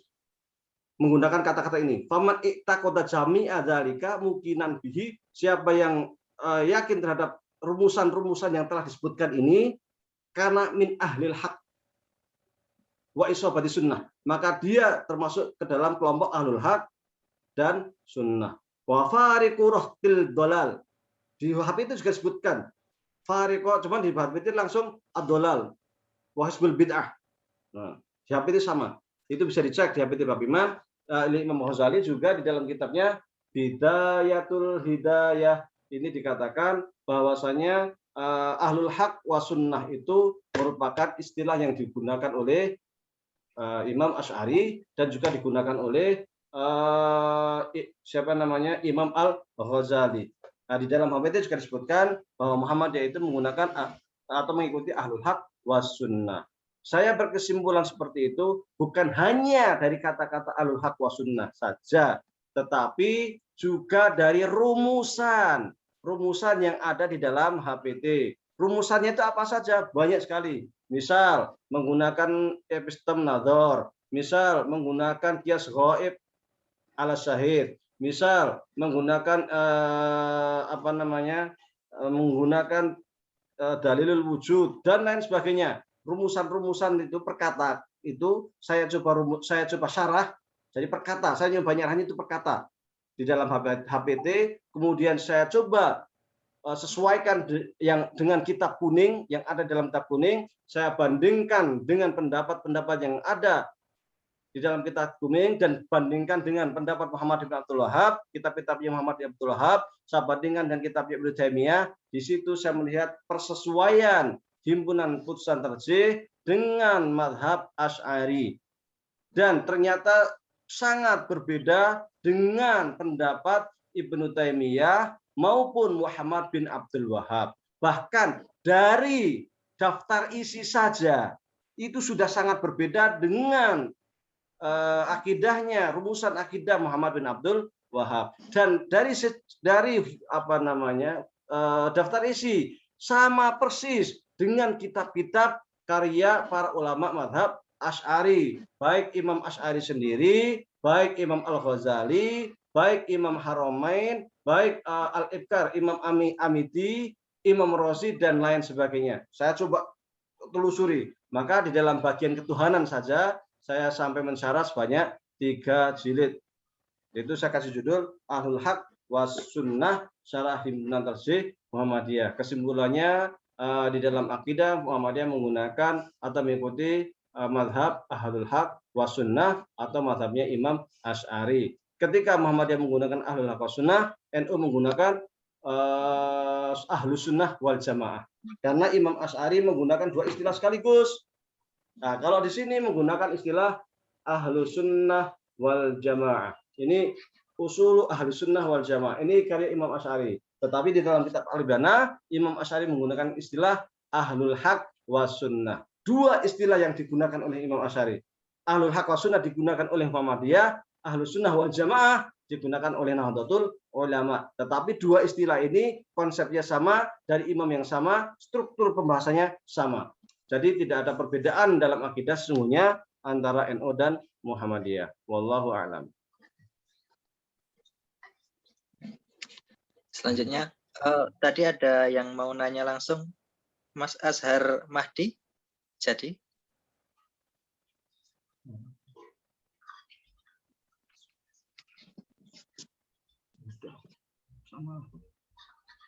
kalau enggak saya bacakan chat selanjutnya. Assalamualaikum warahmatullahi wabarakatuh. Akhlak terhadap diri sendiri, misal mata mengantuk dan badan capek, tetapi dipaksa untuk baca Al-Quran karena mengingat dosa. Apakah akhlak terhadap diri kita baik? Terima kasih. Waalaikumsalam. Dulu salah seorang istri Rasulullah SAW mengantuk dan sholat malam. Maka Rasulullah menegurnya, kalau ngantuk silahkan tidur. Nah, artinya apa? Nah, ini tapi harus dilihat. Ini kalau orangnya itu ngantuk, tiap hari ngantuk aja. Ya repot, akhirnya nggak ngaji-ngaji kan. Tetapi kalau memang dia itu kurang tidur, ya tidurlah. Nanti habis bangun tidur, silakan ngaji, silakan baca Quran, silakan beribadah, silakan zikir. Karena sesungguhnya tubuh kita juga punya hak. Gitu. Jadi jangan dipaksakan untuk ibadah, kita menyiksa diri itu juga tidak baik, dan itu pernah ditegur oleh Rasulullah SAW. Pernah ada 3 sahabat juga datang ke Rasulullah menanyakan, Rasulullah itu amalnya gimana sih? Kata Aisyah, oh Rasul itu kalau ibadahnya luar biasa, sampai kakinya bengkak, sampai begini-begini. Akhirnya kata sahabat, wah kita nggak ada apa-apanya ini. Kalau gitu saya mau puasa selamanya. Satu lagi bilang, kalau gitu saya nggak mau nikah. Ya kan? Rasul dengar, kalian yang bilang nggak mau nikah, yang kaliannya yang bilang mau puasa selamanya, yang satu lagi mau apa itu kan? Itu tidak sesuai dengan sunnahku. Saya itu nabi, saya menikah. Saya itu nabi, saya tidur. Saya nabi, tapi saya melakukan ini dan sebagainya. Maka barang siapa yang tidak mengikuti sunnahku, maka dia bukan bagian dari golonganku. Artinya apa? Bahwa Rasulullah ingin mengajarkan kita itu punya hak, badan kita punya hak. Kalau memang lelah, istirahatlah. Jangan dipaksakan beribadah padahal tubuh sangat lelah. Tidur dulu, nanti kalau udah fresh, silahkan ngaji, silahkan sholat, silahkan baca tasbih. Karena kita tidur pun dengan baca Bismillahirrahmanirrahim, supaya tubuh saya fresh, sehat, itu juga ibadah. Jadi jangan dikira bahwa saya ibadah itu hanya baca Quran, sholat sunnah, puasa. Tidak hanya itu ibadah itu. Kita Bismillah, ya Allah, lelah sekali saya habis bekerja. Bekerja itu pahala besar. Saya akan istirahat sejenak, Bismillah, supaya tubuh saya fresh. Itu pahala lagi, gitu.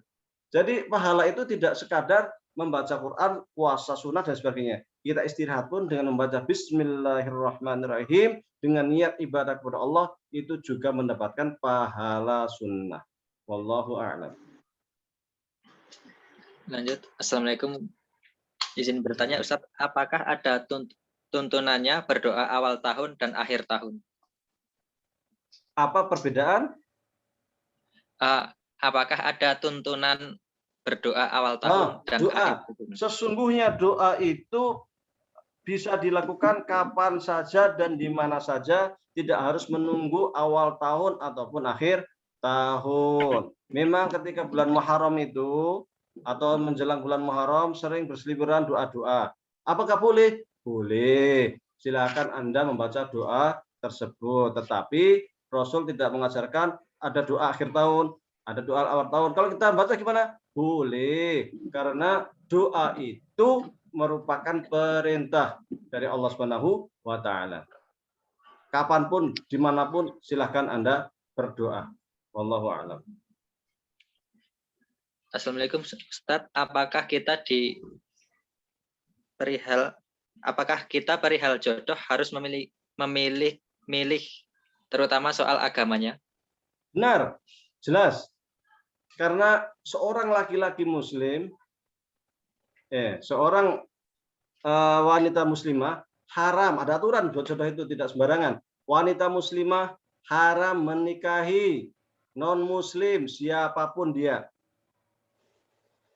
Laki-laki muslim memang boleh menikahi orang Kristen yang afifat, yang menjaga diri.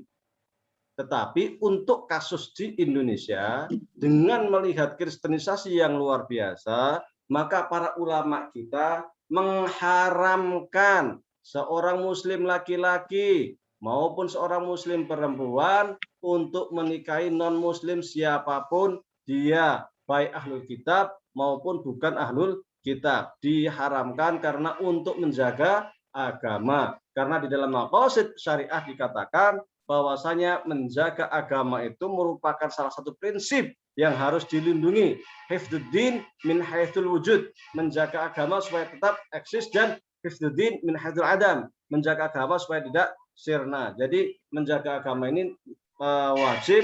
Maka karena menikah dengan ahli kitab atau siapapun itu umumnya menjadi rawan, menjadi pintu pemurtadan, maka MUI mengharamkan seorang muslim menikahi non-muslim siapapun juga. Kalau di Mesir bagaimana? Di Mesir seorang laki-laki muslim masih boleh menikahi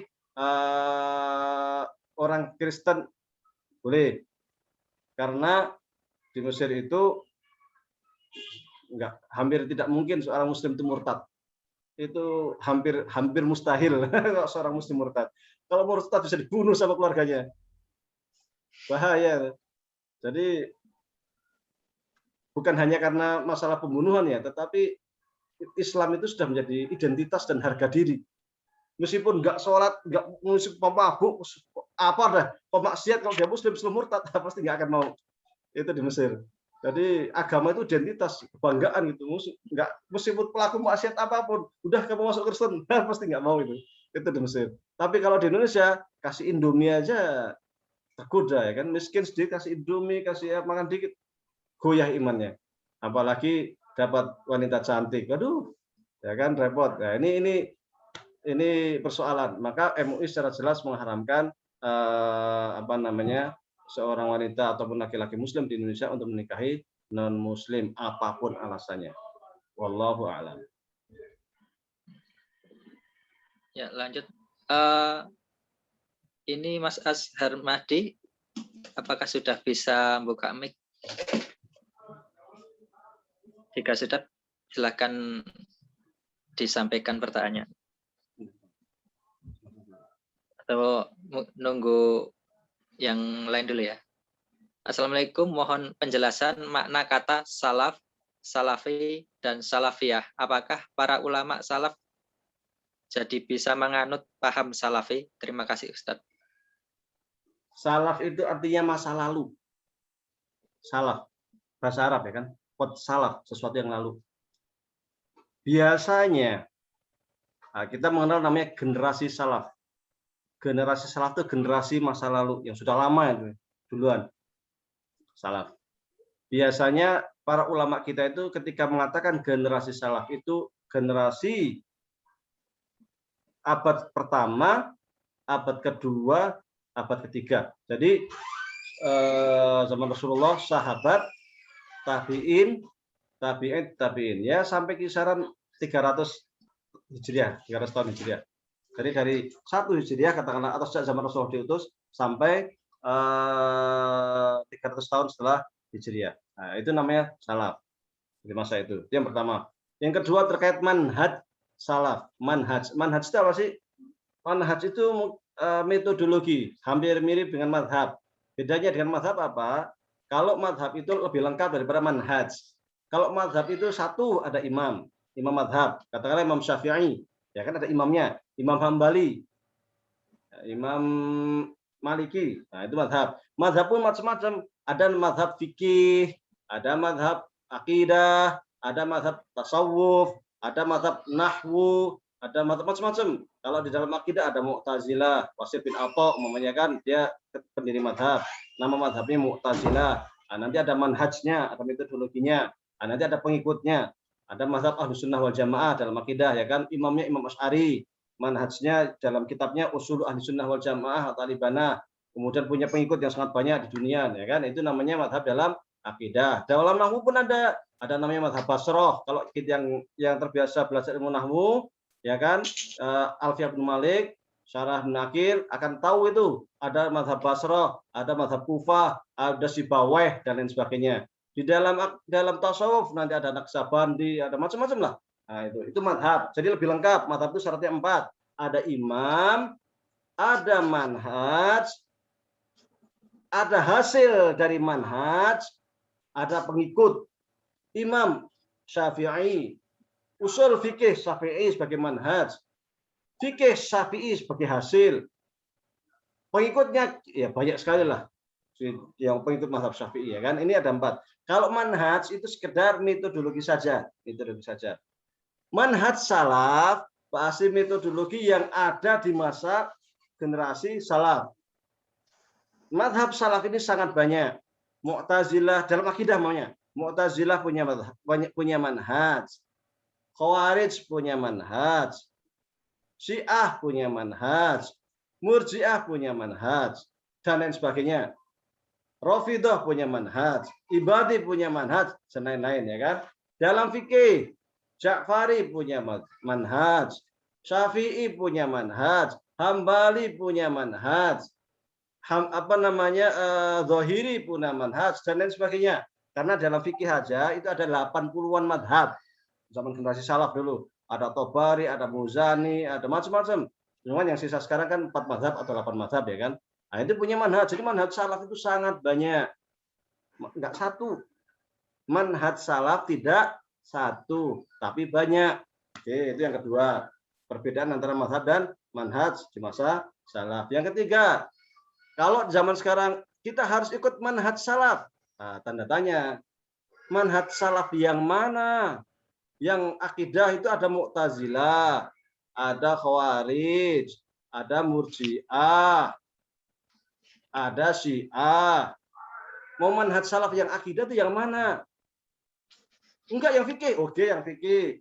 Yang fikih itu ada Hambali, Maliki, Syafi'i, Ja'fari, Zaidi, Maliki, Hanafi. Itu memilih yang mana salafnya secara fikih. Nah, ini kan jadi persoalan lagi. Oh enggak, yang bukan yang itu. Nah, ini kan jadi orang-orang yang sering mengatakan kita ikut manhaj salaf, itu salaf yang mana? Ini tanda tanya kita. Maka untuk mengikat itu biasanya paham ahli sunnah wal jamaah mengatakan manhaj salafus soleh. Salaf soleh itu maksudnya adalah manhaj yang sesuai dengan generasi sahabat, yang bukan yang sesuai dengan manhaj sahabat tabi'in, tetapi yang dalam ruang lingkup salafus soleh yang sesuai dengan ahli sunnah wal jamaah. Biasanya seperti itu. Nah, akidahnya biasanya Asy'ari atau Maturidi, fikihnya nanti bisa Hambali, Maliki, Syafi'i, Hanafi atau lainnya lah. Ini seperti itu. Kemudian bagaimana dengan Salafi? Nah, ini lain lagi. Tadi kan kita ngomong tentang salaf, tentang manhaj salaf, tentang madhab salaf. Udah 3 kan tadi kan. Ada madhab salaf, ada manhaj salaf, ada generasi salaf. Tadi kan sudah kita ini. Yang keempat ini terkait salafi.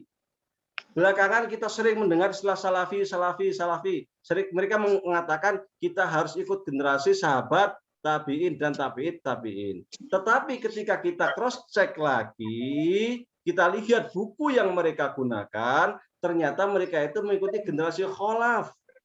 Apa perbedaannya salaf dan kholaf? Jadi biasanya begini pembagiannya. Satu salaf, yaitu generasi 300 tahun pertama. Yang kedua kholaf. Jadi setelah 300 tahun pertama sampai kisaran 1900-an Masehi ya kan. Kalau Hijriah ya 1400 atau 1300 Hijriah lah namanya gitu. Itu namanya kholaf, generasi belakang.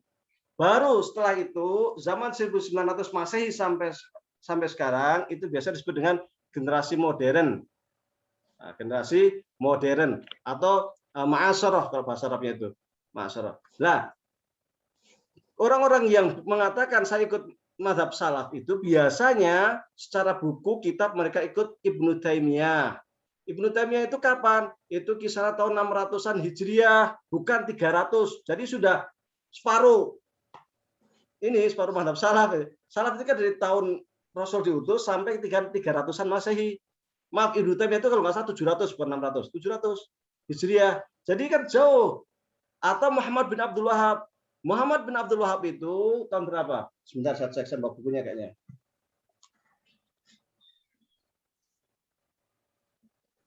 Mudah-mudahan ke bawah ini. Usulus Salasah. Ini saya bawa Usulus Salasah. Ini beliau lahirnya kisaran tahun 1800-an sekian, Masehi kalau nggak salah.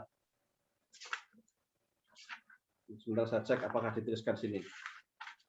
Oh, tidak ditulis, langsung ke ini. Oh, tidak dituliskan. Baik, tapi intinya Muhammad bin Abdul Wahab itu 1800-an. Artinya apa? Atau 1700 sekian. Artinya apa? Itu sudah belakang sekali, itu sudah bukan salaf lagi. Itu sudah kholaf.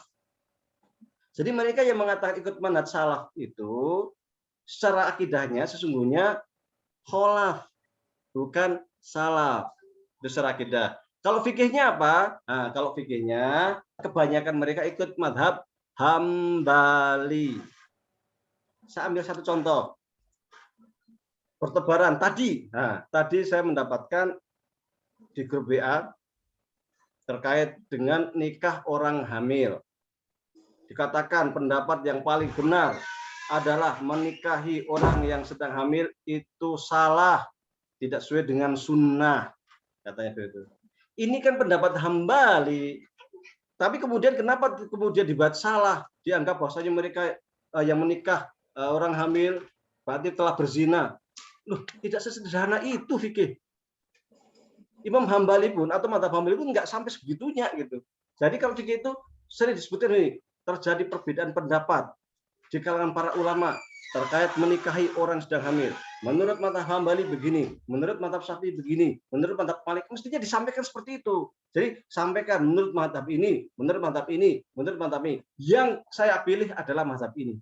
Bukan kemudian langsung klaim yang melakukan ini berarti salah, tidak sesuai dengan sunnah. Mereka pun mazhab Hambali pun nggak mengatakan seperti itu. Nggak kemudian langsung mendoktrin atau menjustis, menghukumi bahwa yang lain tidak sesuai dengan sunnah. Enggak. Karena menurut mazhab Syafi'i dan sesuai dengan perundang-undangan yang digunakan di PA Pengadilan Agama di Indonesia, sesuai dengan mazhab Syafi'i, menikahi orang hamil itu sah. Tetapi menurut mazhab Hambali tidak sah. Tetapi orang-orang Salafi ini kadang terkait fikih khilaf ini mengalami problem, sehingga sesuatu yang datang dari Syekh Fauzan, yang datang dari Syekh siapa lagi, Bin Bas, langsung dianggap itu yang paling benar dan itu yang sesuai dengan sunnah. Padahal di sana masih ada mazhab lain. Maka para ulama kita, termasuk Imam Syafi'i, sering mengatakan pendapat saya ini benar. Harus yakin dong pendapat saya benar. Tetapi masih ada kemungkinan salah. Nah, jadi tetap masih ada kemungkinan salah. Pendapat yang lain salah.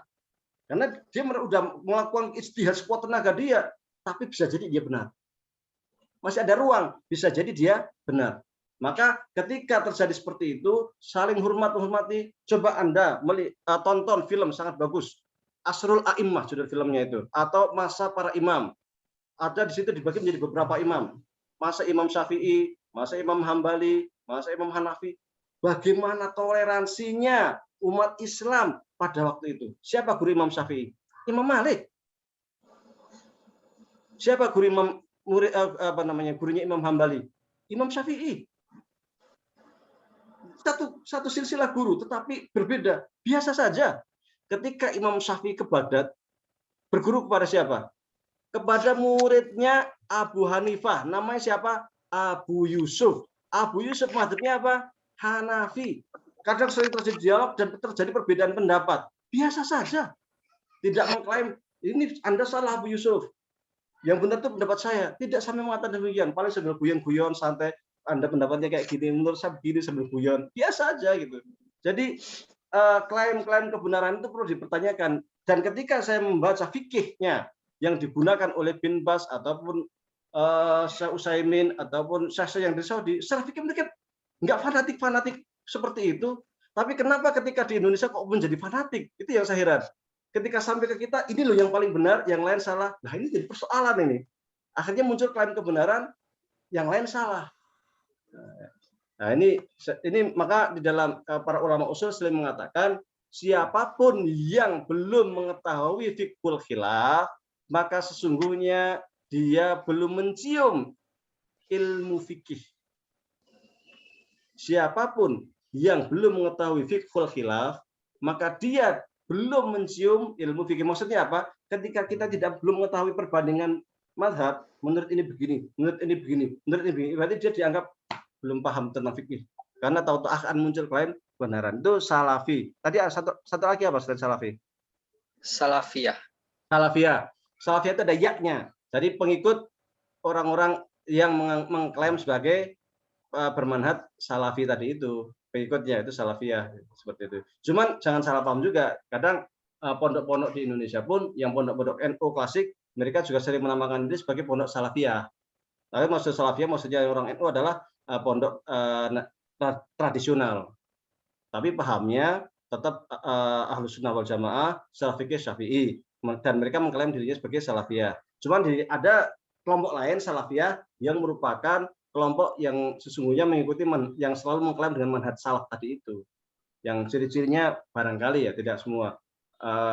Celana cingkrang, kalau nggak cingkrang dianggap isbal, dosa. Padahal dalam fikih nggak sederhana itu. Harus berjenggot, kalau nggak jenggot dosa. Lagi bahkan kayak saya nggak punya jenggot, repot. Nah, kan seperti itu. Dosa terus nanti karena nggak jenggotan. Padahal mau dipelihara apapun ya segini aja. Mau dikasih minyak kambing juga segini juga gitu, nggak bisa gede, ini kasihan. Dan seperti itu. Wallahu a'lam. Baik. Lanjut. Bolehkah menyediakan makan atau yang sejenis pada malam Jumat yang sajiannya untuk keluarga yang sudah meninggal? Silahkan. silahkan, itu tidak ada masalah. Yang di masalah itu untuk sesaji itu yang masalah. Kalau segera ngasih makan itu nggak ada masalah. Kata Rasulullah kan, isnau li ali Ja'far to'aman, ya kan, buatkanlah makanan untuk keluarga Ja'far, karena keluarga Ja'far baru syahid, baru meninggal, maka buatin makanan karena dia sedang bersedih. Itu nggak ada masalah. Ngasih makan, membuatin makan, sebagainya itu nggak ada masalah. Yang masalah ketika ada sesajen, ada apa macam-macam itu. Wallahu a'lam. Baik, untuk yang mau join lewat audio, sekiranya yang bisa disampaikan.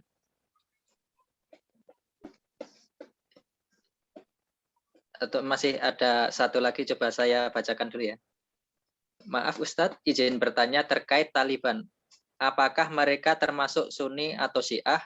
Lalu bagaimana sikap atau pandangan Muhammadiyah terhadap Taliban Ustadz, yang sekarang sedang menguasai Afghanistan? Karena banyak info, jadi bingung mana yang benar. Mohon pencerahannya Ustadz. Baik, ini masalah politik ya. Sesungguhnya saya di Mesir sebenarnya, bukan di Afghanistan. Tapi baik, terkait Taliban ini sebenarnya munculnya kapan ya kan? Taliban dulu waktu terjadi perang dingin antara Uni Soviet dengan Amerika. Waktu itu mereka berebut pengaruh, dan salah satu pengaruh wilayah strategis yang diperebutkan adalah Afghanistan. Kenapa dianggap strategis? Karena Afghanistan itu dekat dengan Cina, dekat dengan Uni Soviet, dekat dengan Iran. Ini tempat-tempat musuh-musuh secara politik, musuh hangat semua itu. Jadi Amerika berusaha ingin menguasai Afghanistan supaya bisa memonitor Cina yang komunis, memonitor Uni Soviet yang komunis. Waktu itu Iran, tahun sebelum revolusi Iran itu kan sebenarnya malah liberal, itu masih mendukung Amerika sebenarnya. Nah, tapi kalau dia bisa di situ kan lebih enak gitu. Akan menguasai Laut Kaspia. Nah, di Laut Kaspia itu banyak minyak itu. Itu juga jadi perebutan. Jadi ada motif politik, ada motif ekonomi. Motif politik itu perang dingin antara Amerika dengan blok barat. Blok barat itu mana? Amerika dan Eropa Barat. Dengan blok timur. Blok timur itu mana? Uni Soviet dengan Cina dan Eropa Timur. Nah, di blok timur. Nah, ada sebenarnya non blok itu kayak Indonesia, kayak Mesir dan sebagainya. Tapi itu hanya nama, karena di dalam realitanya mereka ngeblok juga. Makanya di dalam Mesir itu, di Mesir sering ada masrohiyah atau komedi negara non blok itu diplesetkan menjadi daulah malis dakwah khalis istilahnya. Negara yang nggak jelas. Karena mereka ngeblok juga sebenarnya. Indonesia aja dekat ke Rusia waktu itu kan, waktu perang dingin. PKI itu ya Rusia, Uni Soviet lah. Kemudian ekspansi Uni Soviet ke Afghanistan dan berhasil masuk. Wah, ini Amerika panas ini. Amerika panas. Sehingga bagaimana bisa mengusir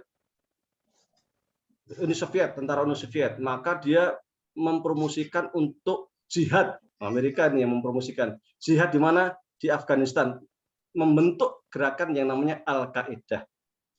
Al-Qaeda ini dibentuk di mana? Di Pakistan. Siapa pimpinannya? Usama bin Laden. Kemudian mengiklankan ke seluruh dunia, menarik seluruh umat Islam di dunia untuk dilatih di Afghanistan dengan gerakan Al-Qaeda. Dilatih, kemudian mereka masuk ke Afghanistan. Sampai kemudian perang di sana antara orang rakyat Afghanistan dengan gerakan Al-Qaeda melawan Uni Soviet, sampai kemudian tahun 1989 terjadi masalah Uni Soviet dan akhirnya Uni Soviet runtuh. Kemudian tentara Uni Soviet yang di Afghanistan itu mundur, ya kan, menang, ya kan. Ketika menang, kemudian Al-Qaeda menarik diri, kemudian si Bin Laden pergi ke Sudan.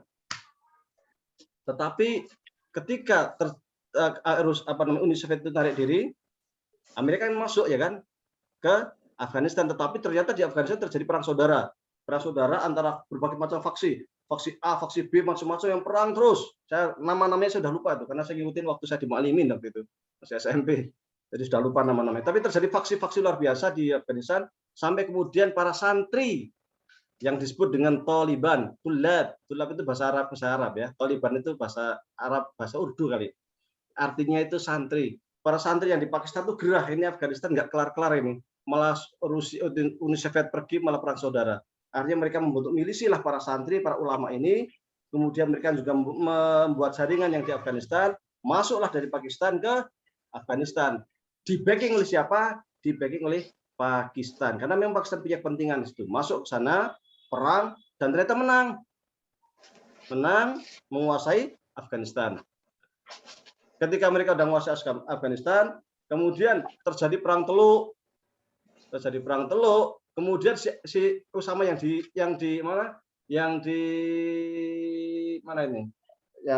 Sudan itu sama itu sebenarnya mulai gerah dengan Amerika, karena Amerika mulai berkhianat, mulai tidak suka dengan umat Islam, menghancurkan umat Islam macam-macam. Akhirnya Al-Qaeda yang sebelumnya sudah dibubarkan lah dalam tanda kutip oleh Usama ini ngumpul lagi. Ini nggak benar Amerika ini kayak gini nih. Kita ternyata cuma dikerjain, cuma dikhianatin sekarang kan, cuma untuk kepentingan Amerika. Akhirnya marah besar Bin Laden, membentuk jaringan Al-Qaeda itu hidup lagi, sehingga semua kepentingan Amerika itu serang. Seperti di kapal perang Amerika di Yaman waktu itu dibom. Kemudian kedutaan Amerika di Nairobi dibom. Kedutaan Amerika di Darussalam dibom. Jadi ciri-ciri ini perbedaan antara Al-Qaeda dengan Jamaah Islamnya. Kalau Al-Qaeda itu musuhnya Amerika. Dia nggak pernah menyerang pemerintah Islam, nggak pernah. Al-Qaeda kok nyerang Yaman atau nyerang pemerintah Yaman, menyerang pemerintah Mesir, tidak ada. Berarti itu bukan Al-Qaeda, itu sudah jelas pasti bukan Al-Qaeda. Kalau Al-Qaeda itu yang diserang pasti Amerika. Dan prinsip dari Al-Qaeda, andai kata dia ditangkap oleh pemerintah Muslim, dia diem, udah ngikut aja, udah mau ditangkap, penjara, nggak mau ngelawan. Ini ciri-ciri Al-Qaeda. Kalau Jamaah Islamiyah itu tahun 70-an di Mesir yang didirikan oleh Ayman Zawahiri. Itu justru menganggap pemerintah Muslim musuhnya. Maka yang dibom oleh Jamaah Islamiyah itu adalah pemerintah Muslim karena dianggap tauhid. Jamaah Islamiyah itu kepanjangan dari ideologinya Said Qutb dalam kitabnya Ma'alim fit Thoriq. Itu cetak birunya, kitab sucinya lah gampangnya itu. Atau ya cetak biru lah, blueprint. Dari Ma'alim fit Thoriq itu kemudian diambil oleh Ayman Zawahiri menjadi gerakan Jamaah Islamiyah yang memusuhi pemerintah. Maka Jamaah Islamiyah itu yang dibom-bom itu pemerintah Islam karena dianggap tauhid, dianggap kafir. Kalau Al-Qaeda enggak, Amerika bukan pemerintah Islam, ini perbedaannya. Sampai kemudian di Sudan disuruh menyerahkan, Amerika minta supaya Al-Qaeda ini Bin Laden diserahkan ke Amerika, nggak mau. Akhirnya marah Amerika, sudah diembargo. Taliban sudah berkuasa di Afghanistan, yurahib atau mengundang Osama bin Laden untuk ke Afgan. Diundanglah ke Afgan, sampai di Afgan Amerika marah besar, akhirnya terjadi pertempuran ya kan, singkat kata, pertempuran antara Amerika dengan Afghanistan, dengan Taliban yang sudah menguasai Afghanistan, yang waktu itu dipimpin oleh Mullah Umar. Mullah itu kalau bahasa kita mungkin kiai khos. Nah, pemimpinnya, jadi presidennya Afghanistan waktu itu namanya Mullah Umar. Perang luar biasa, akhirnya Taliban kalah. Jadi Taliban menguasai Afghanistan itu hanya kisaran tahun atau 2 tahun nggak salah, nggak lama. Kemudian Bin Laden lari ke Pakistan, bersembunyi di Pakistan, akhirnya ditangkap di Pakistan, dibom di Pakistan kan, meninggal di Pakistan itu Bin Laden. Nah, itu Taliban kalah. Ketika kalah, muncullah negara boneka di Afghanistan dengan tentara Amerika masuk ke sana, masuk ke Afghanistan. Setelah masuk ke sana, membuat negara boneka, ya inilah ideologinya ya ideologi pragmatis lah ikut Amerika. Sampai kemudian ya kondisi Afghanistan ternyata juga tidak baik-baik amat. Kemudian ada rencana Amerika menarik pasukan karena sudah jenuh, sudah letih barangkali, biaya juga banyak. Akhirnya Taliban bangkit lagi. Yang sebelumnya udah kalah itu bangkit, menyerang lagi, membuat penyerangan, dan ternyata senjatanya banyak itu. Senjata-senjata itu ngerebut dari Amerika, ngerebut dari mana-mana, luar biasa. Menang bisa menguasai Afghanistan sekarang. Itu sejarah singkat bagaimana Taliban itu menguasai Afghanistan. Secara ideologi bagaimana? Kalau secara ideologi di daerah Asia Tengah secara umum itu ada 2 ideologi. Pertama yang dulu dekat-dekat Iran atau apalah itu ada Syiah biasanya. Adapun di Asia Tengah yang kayak Afghanistan, Pakistan, Kazakhstan dan sebagainya, di sana yang Sunni itu adalah Sunni Maturidi. Secara akidah itu Maturidiyah. Adapun secara fikih itu Hanafi, fikih Hanafi. Kalau tasawufnya saya agak lupa, kayaknya anak Sabandi atau apa, tapi tasawufnya saya agak lupa. Tetapi secara fikih itu Hanafi, secara akidah itu Maturidi, dan itu adalah akidahnya Taliban. Taliban itu ke sana.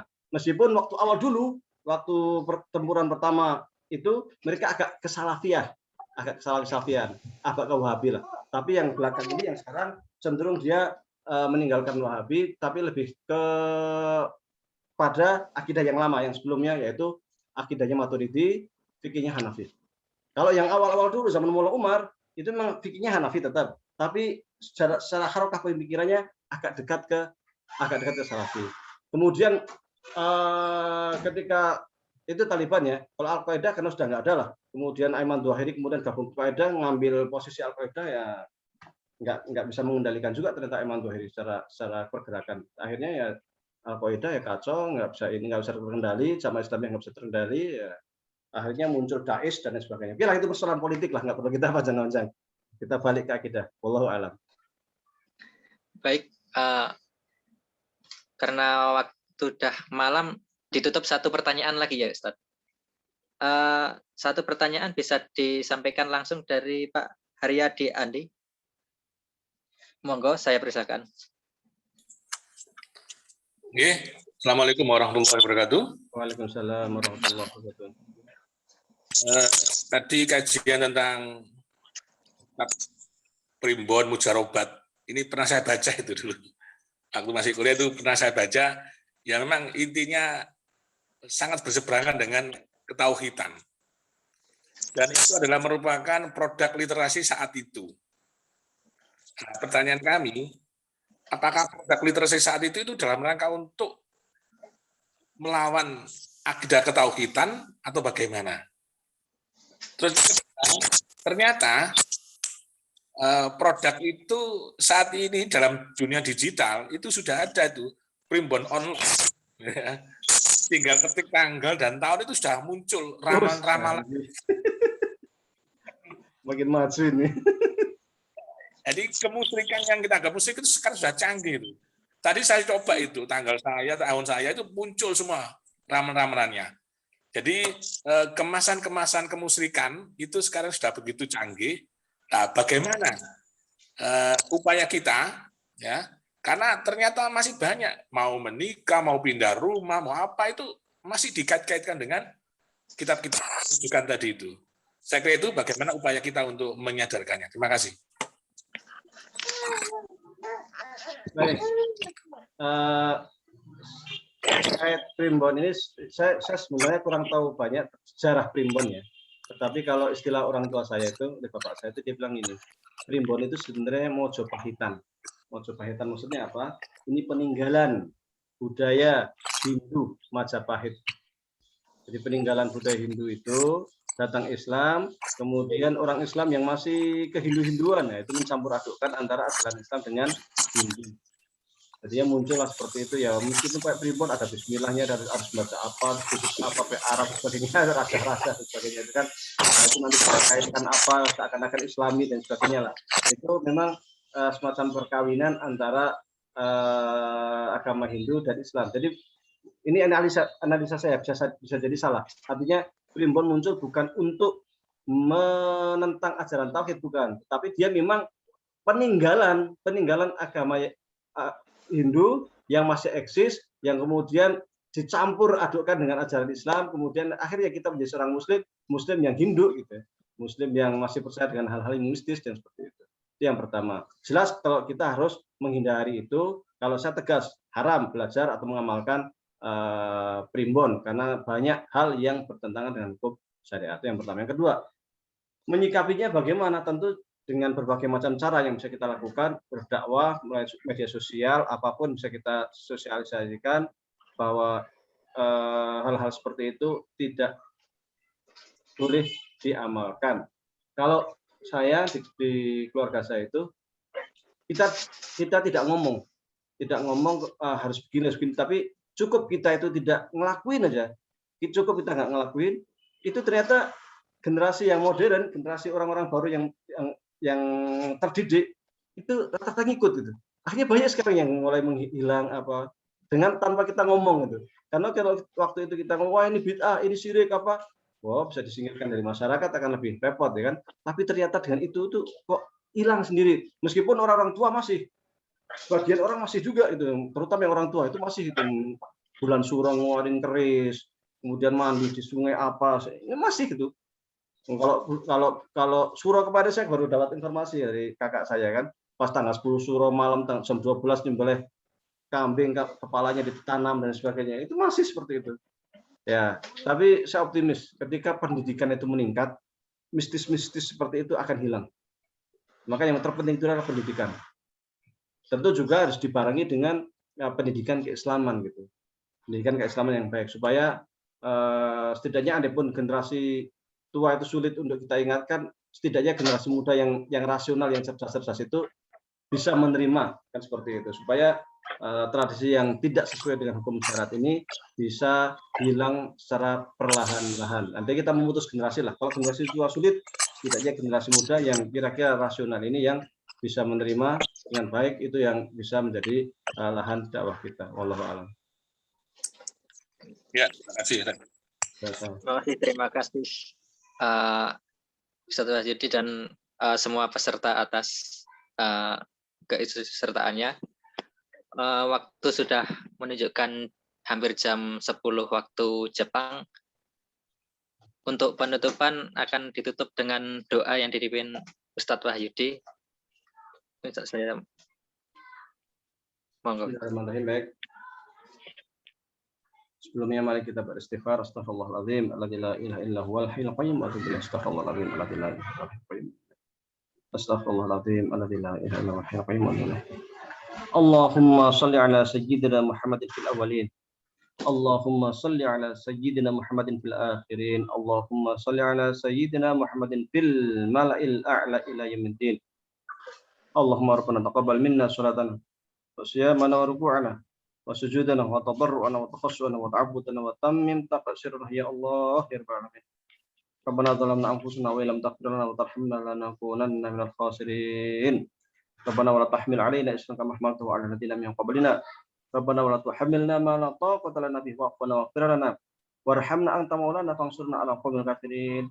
Rabbana ighfir lana dzunubana wa li walidayna warhamhum kama rabbayana shighara. Rabbana ighfir lana dzunubana wa li ikhwanina alladziina sabaquna bil iman wa la taj'al fi qulubina ghillan lil ladziina amanu. Rabbana innaka ra'ufur rahim. Allahumma inna nas'aluka salamatan fid din wa afiatan fil jasadi wa ziyadatan fil ilmi wa barakatan fil rizqi wa taubatan qablal maut wa rahmatan 'indal maut wa maghfiratan ba'dal maut. Allahumma hawwin 'alaina fi sakaratil maut wa najjina minan nari wal 'afwa 'indal hisab. Rabbana atina min ladunka rahmah wa hayyi' lana min amrina rasyada. Allahumma inna nas'aluka 'ilman nafi'a wa 'amalan mutaqabbala wa rizqan halalan thayyiba.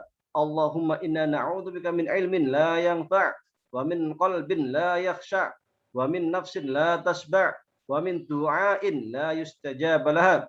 Allahumma rabbana la tada' lana dhanban illa ghafarta wa la 'aiban illa satarta wa la maridan illa syafaita wa la taliba ilmin illa najahta wa la hajatan min hawaijid dunya illa qadaita ya arhamar rahimin. Rabbana atina fid dunya hasanah wa fil akhirati hasanah wa qina adzabannar. Wa sallallahu ala sayyidina Muhammadin wa ala alihi wa sahbihi wa barik wasallam. Subhanaka rabbika rabbil izzati amma yasifun wa salamun alal mursalin walhamdulillah. Alhamdulillahirabbil alamin. Semoga ilmu dapat bermanfaat bagi kita semua kali ini. Mohon maaf atas kekurangan dan kesalahan yang saya perbuat dan mungkin ada beberapa pertanyaan yang belum sempat disampaikan, bisa disambung sesi selanjutnya. Terima kasih atas kehadirannya semuanya. Terutama Ustadz Wahyudi. Semoga sehat semuanya. Amin. Mari kita tutup ini dengan doa kafaratul majlis. Subhanakallahumma wa bihamdika anta astaghfiruka wa atubu ilaik. Assalamualaikum warahmatullahi wabarakatuh. Waalaikumsalam warahmatullahi wabarakatuh. Alhamdulillah.